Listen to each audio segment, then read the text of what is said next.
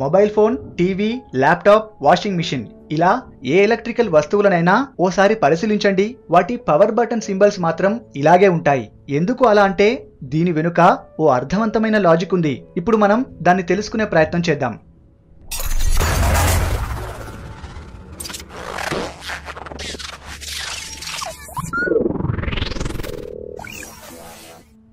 ప్రతి వస్తువు పేరు వెనుక, ప్రతి ఎలక్ట్రికల్ సింబల్ వెనుక ఓ లాజిక్ ఉంటుంది.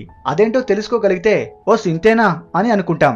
ఈ పవర్ బటన్ వెనుక ఉన్న లాజిక్ కూడా చాలా అర్థవంతంగా ఉంటుంది.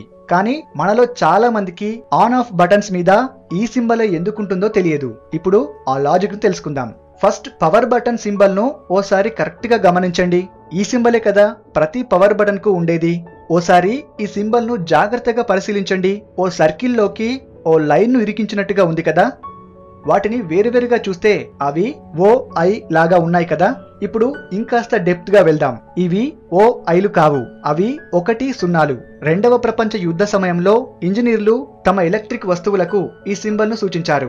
ఎందుకు 1 0లు మిళితమైన ఈ సింబల్ ను చూపించారంటే కంప్యూటర్ బేసిక్ గా బైనరీ కోడ్ మీద నడిచేది. అంటే ప్రతి సమాచారాన్ని 0, 1ల రూపంలో సేవ్ చేసుకునేది. దీన్ని బట్టి లాజిక్ గేట్ల నిర్మాణం ఉండేది. అంటే 1 అంటే ఆన్, 0 అంటే ఆఫ్ అని అర్థం. ఆన్ అండ్ ఆఫ్ కు అదే బటన్ యూజ్ చేస్తాం కాబట్టి 1 0 అనే అంకెలు కలిసుంటాయన్నమాట. చివరగా 1973లో international electrotechnical commission IEC ఈ పవర్ బటన్ సింబల్ ను ఆమోదించింది. ఇప్పటికీ చాలా దేశాల్లోని స్విచ్ల మీద 0 1 అనే ఈ నెంబర్స్ ఉంటాయి. మన దగ్గర ఆన్ ఆఫ్ లాగా. ఇదిగో ఇదన్నమాట పవర్ బటన్ వెనుక ఉన్న అసలైన లాజిక్. ఈ వీడియో మీకు నచ్చితే లైక్ చేసి షేర్ చేయండి. ఇలాంటివి మరిన్ని తెలుసుకోవాలనుకుంటే మా అన్నోన్ ఫ్యాక్ట్స్ తెలుగు ఛానల్ని సబ్స్క్రైబ్ చేయండి. Thank you for watching.